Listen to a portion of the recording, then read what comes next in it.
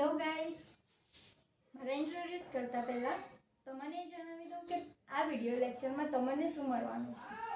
તો ધોરણ 12 science, physics, Gujarati medium, તેમાં પહેલું ચેપ્ટર વિદ્યુતભારો અને વિદ્યુત ક્ષેત્રો, એમાં એક ઉદાહરણનો દાખલો 1.5 અને સ્વાધ્યાયનો દાખલો 1.11, તેના વિશે આજના આ વિડીયો લેક્ચરમાં ચર્ચા કરવાના છીએ.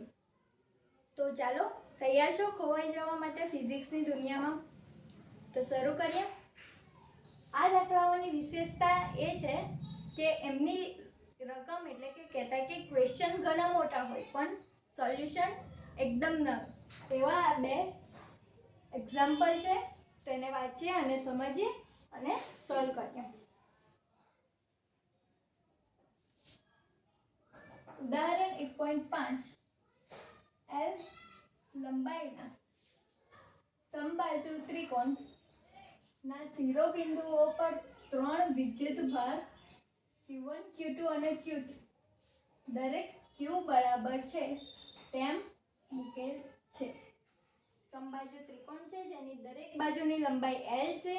એ દરેકના શિરોબિંદુ A, B અને C ઉપર 3 વિદ્યુતભાર મૂકેલા છે, Q1, Q2 અને Q3.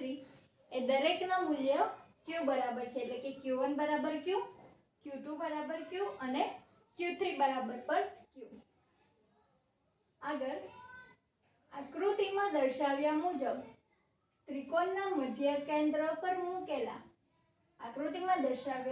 ત્રિકોણનો મધ્ય કેન્દ્ર કહેતા કે O પર મૂકેલા વિદ્યુતભાર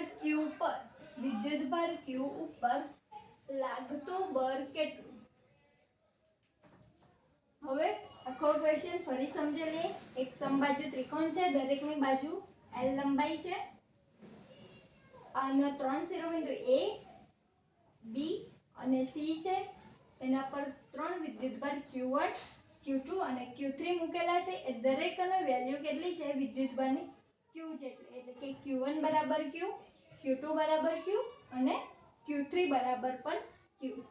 આ સમબાજુ ત્રિકોણના મધ્ય કેન્દ્ર O પર કેપિટલ Q જેટલો વિદ્યુતભાર મૂકેલો છે. એના ઉપર લાગતું પરિણામી બળ શોધવાનું છે, એટલે કે એના પર લાગતું બળ કેટલું? તો આ વિદ્યુતભાર ઉપર સંપાતપણાના સિદ્ધાંત મુજબ જેટલા વિદ્યુતભાર હોય એ બધાને કારણે બળ લાગશે. બીજા કયા વિદ્યુતભાર છે? Q1, Q2 અને Q3. સો કેપિટલ Q વિદ્યુતભાર ઉપર 3 વિદ્યુતભારો દ્વારા બળ લાગે છે. Q1 દ્વારા લાગતું બળ F1, Q2 દ્વારા લાગતું બળ F2 અને Q3 દ્વારા લાગતું બળ F3.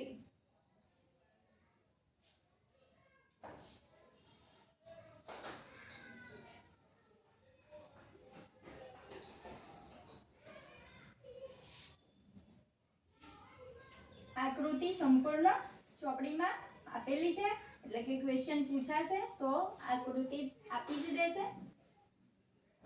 આજે આપણે દિશા છે એ બધી દિશા બી ચોપડીમાં ક્વેશ્ચનમાં આપેલી જ છે. અત્યાર સુધી જે આવા દાખલા આપણે જોઈએ એમાં દિશા પણ આપણે જાતે શોધતા હતા સંપાતપણાના નિયમ મુજબ, કે તેના પર લાગતું પરિણામી બળ દરેકના દ્વારા લાગતા સ્વતંત્ર વિદ્યુતબળના સદિશ સરવાળા બરાબર થાય છે. અહીંયા સદિશ એટલે કે દિશા એ લોકોએ દર્શાવી દીધી છે. આપણે ખાલી બધાનો વિદ્યુતભારનો સરવાળો કરવાનો છે. કોનો? F1, F2 અને F3. ત્યાર પહેલા એક બીજી વાત કે આ આકૃતિ પરથી આ જે આજુબાજુનું ભૂલી જાઓ, જે વચ્ચેનું છે એની વાત. F2 અને F3 બે સદિશો છે અને ભૂલતા આ બંનેને વાત કરીએ તો અહીંયા સબાચારનો નિયમ લગાવતા આ લોકોએ અહીંયા આ જે રેખા આપેલી છે એ કઈ રેખા બને? F2 plus F3. કઈ રીતે? એ લોકોએ આ રેખા આપી છે તો કે અહીંયા આને સમાંતર રેખા અહીંયા દોરો, આને સમાંતર રેખા અહીંયા દોરો અને આ બંનેને જ્યાં છે ત્યાંથી સેન્ટર પોઈન્ટ ઉપર જે રેખા દોરો એ આપણને બંનેનો પરિણામી સદિશ મળે, એટલે કે F2 પ્લસ F3 આપણને મળે. આ આપણને કીધું નથી કે આ સદિશ F2 પ્લસ F3 છે, પણ ખાલી એની દિશા દર્શાવેલી છે. તો એના આ દિશા દર્શાવેલી છે એનો મતલબ આપણે સમજીને લખી શકીએ કે આ જે ડાયરેક્શન આપેલી છે એ ડાયરેક્શન કોની છે તો કે F2 plus F3 સદિશની. F2 plus F3 સદિશ. તો હવે F2 પ્લસ F3 અને F1 બંને ઓપોઝિટ ડાયરેક્શનમાં છે. હવે એ બંને ઓપોઝિટ ડાયરેક્શનમાં હોય એટલે કે એક પ્લસ અને એક માઇનસ. બંને ઓપોઝિટ ડાયરેક્શનમાં છે એટલે કે એક પ્લસ અને એક માઇનસ. તો આપણે એક પ્લસ એક માઇનસ એવી રીતે લખી દઈએ અત્યાર સુધી જેમ લખતા હતા તેમ. તો કે F2 plus F3 F2 plus F3 is equal to F1 સદિશ ને માઇનસ એક પ્લસ એક માઇનસ. કેમ? ઓપોઝિટ ડાયરેક્શન છે. ઇઝ ઇક્વલ ટુ કેમ લખ્યું તો કે અહીંયા જે Q છે એ સંતુલનમાં છે. અહીંયા કીધું નથી કે આ તંત્ર અસંતુલનમાં છે. જ્યારે બી એવું કીધું હોય કે આ તંત્ર અસંતુલનમાં છે તો જ અસંતુલનમાં ગણવાનું. એ સિવાયની બધી જ કન્ડિશન જે આ ચેપ્ટરમાં આવશે બધી કન્ડિશનમાં તંત્ર સંતુલનમાં હશે. એટલે કે તંત્ર ગતિ કરતું હશે નહીં. તંત્ર પર પરિણામી ફોર્સ કેટલો થયો હોય 0. એટલે અહીંયા પણ એવું જ સમજી લેવાનું કે આ તંત્ર સંતુલનમાં છે એટલે કે ગતિ કરતું નથી અને એના પરનું પરિણામી બળ 0 થાય છે. એક અંદાજો તો આવી ગયો કે આના પર લાગતું પરિણામી બળ કેટલું છે 0. તો આન્સર બી આપણો શું આવશે 0. આ એક મેન્ટલી વિચારેલું છે જે હોવું જ જોઈએ. એટલે સંતુલનમાં છે એટલે કે ઉપરનું બળ ઇઝ ઇક્વલ ટુ નીચેનું બળ. ઉપરનું બળ એટલે કે F2 પ્લસ F3 અને નીચેનું બળ એટલે કે F1. બંને બરાબરમાં આવી ગયા. માઇનસની નિશાની કેમ? ઓપોઝિટ ડાયરેક્શન છે એટલે કે એક પ્લસ અને એક માઇનસ. જો આને માઇનસ ના રાખો તો આને માઇનસ રાખવાનું. મતલબ બંનેમાંથી એક પ્લસ એક માઇનસ. તો હવે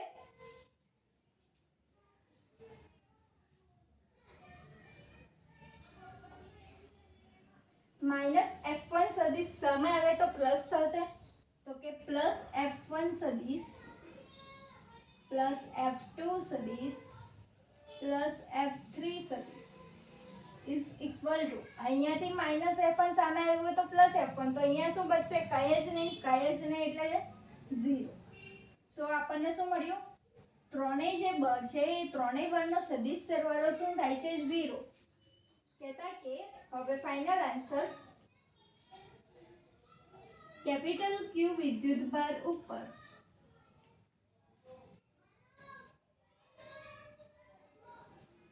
લાગતું પરિણામી બળ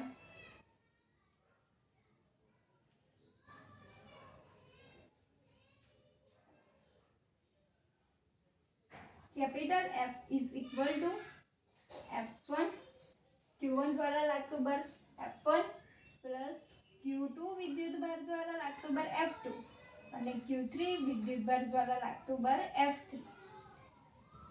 સો F is equal to અહીંયાથી F1 plus F2 plus F3 is equal to 0. તો F1 plus F2 plus F3 is equal to 0. F force છે. ફોર્સનો એકમ ન્યૂટન એટલે ન્યૂટન આપણો ફાઇનલ આન્સર કે જે Q પર લાગતું પરિણામી બળ છે.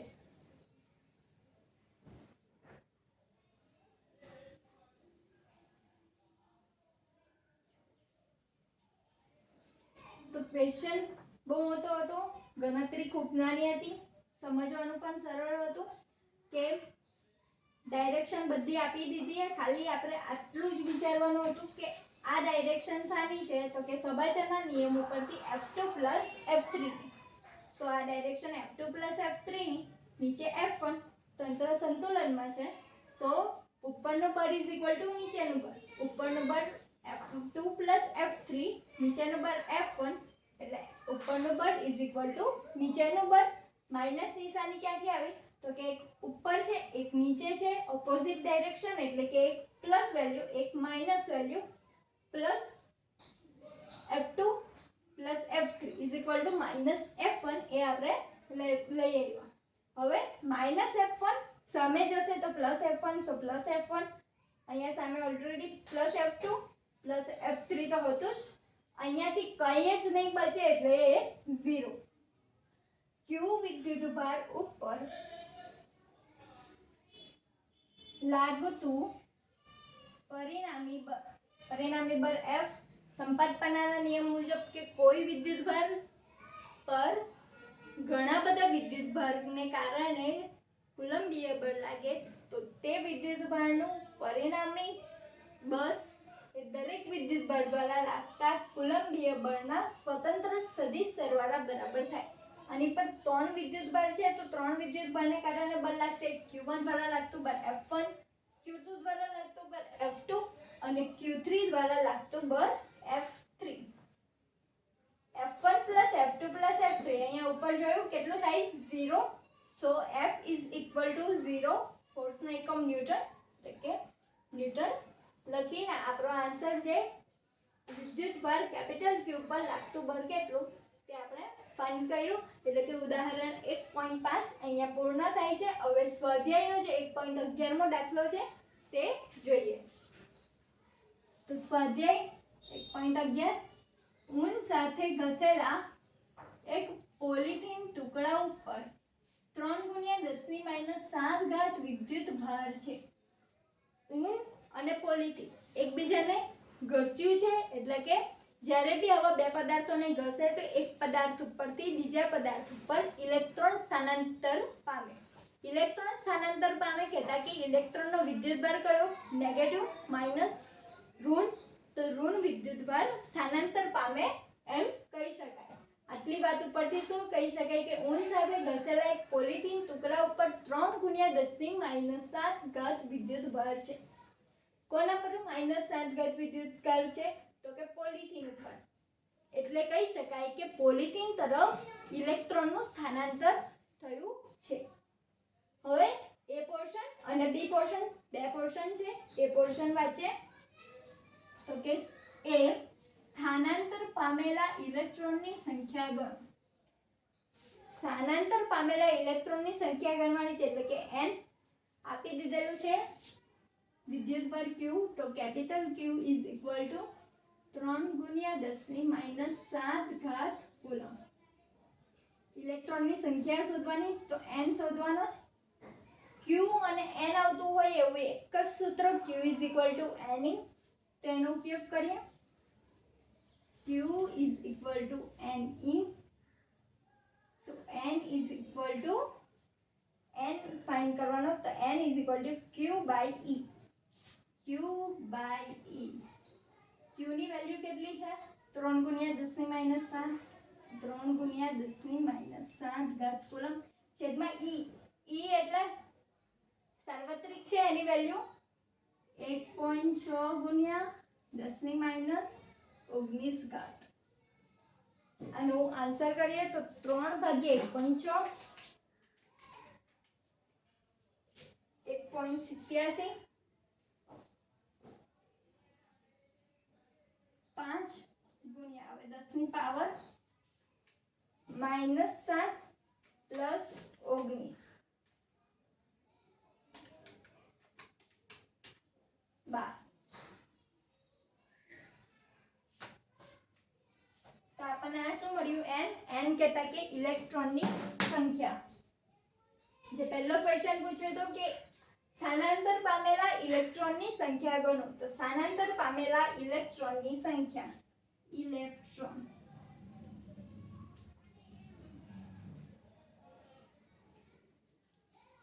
Q આપી દીધો તો n ફાઇન્ડ કરવાનો હતો તો Q is equal to n જે આપણું સૂત્ર છે તો એને યુઝ કર્યું. n ને સૂત્ર કરતા કર્યું તો Q બાય Q ની વેલ્યુ 3 × 10⁻⁷ કુલમ.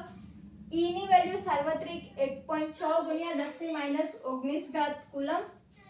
3/1.6 1.875 ગુણ્યા 10 ની પાવર તો કે -7 નીચે -19 છે જે ઉપર જશે તો +19 તો 10 ની 12 ઇલેક્ટ્રોન સ્થાનાંતર પામ્યા હશે.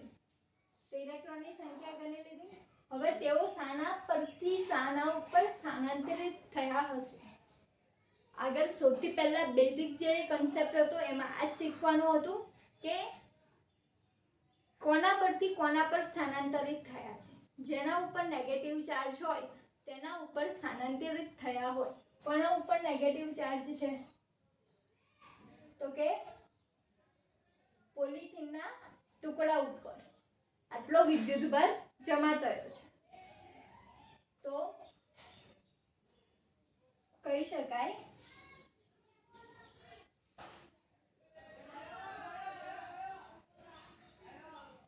તેઓ ઊન પરથી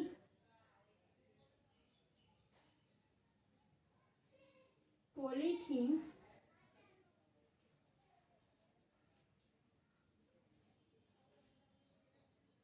પર સ્થાનાંતર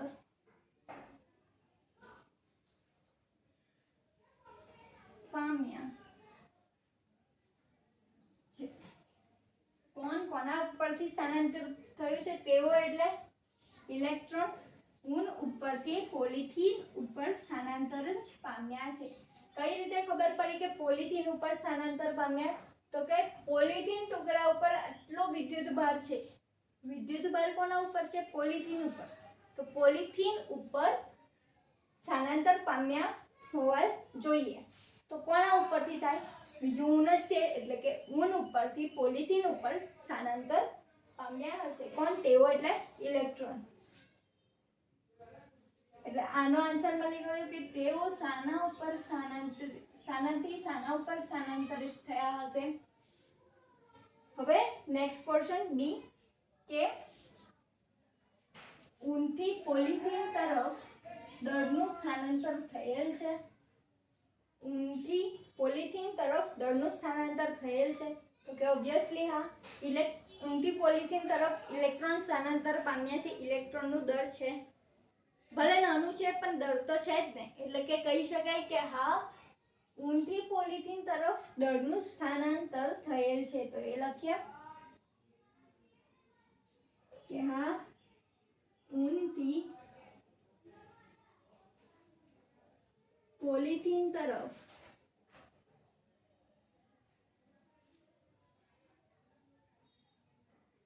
અવગણ્ય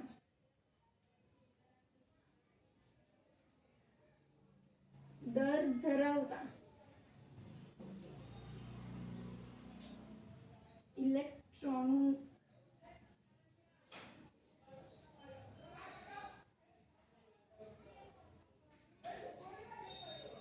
ઊનથી પોલિથીન તરફ ઇલેક્ટ્રોનનું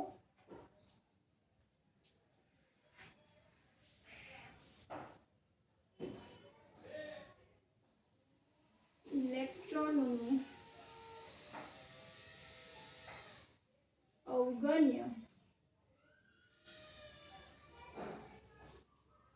દર સ્થાનાંતર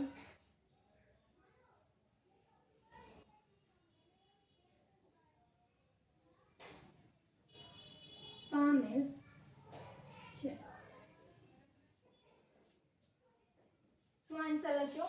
ઊનથી પોલિથીન તરફ દળનું સ્થાનાંતર થયેલ છે તો કે હા, ઊનથી પોલિથીન તરફ ઇલેક્ટ્રોનનું અવગણ્ય દર.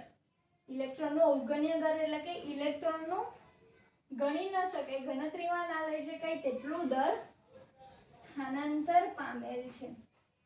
કારણ કે ઇલેક્ટ્રોનનું દર કેટલું છે? 9.11 ગુણ્યા 10⁻31 કિલોગ્રામ. 10⁻31 એટલે 0.0000 એમ 31 વખત લખાય તેટલું દર એનું ઇલેક્ટ્રોનનું છે. એટલે કે આપણે 0.00 હોય તો પણ અરાઉન્ડ 0 લખીએ, તો આટલા બધા 0 હોય એટલે લગભગ 0 જ લખાય. એટલે કે નહીવત ઇલેક્ટ્રોનનું સ્થાનાંતર થયેલ છે. નહીવત ઇલેક્ટ્રોનના દળનું સ્થાનાંતર ઊનથી પોલિથીન તરફ થયેલ છે. તો આ સ્વાધ્યાય 11.1.11 નો જે દાખલો છે એ પણ પૂર્ણ થાય છે. ક્વેશ્ચનમાં તો આન્સર નાનો. આ બંને દાખલા એવા હતા કે જેની રકમ બહુ મોટી હોય પણ એની ગણતરી એકદમ નાની હોય. તે આ બંને ઉદાહરણનો 1.5 અને સ્વાધ્યાયનો 1.11 અહીંયા સંપૂર્ણ પૂર્ણ થાય છે.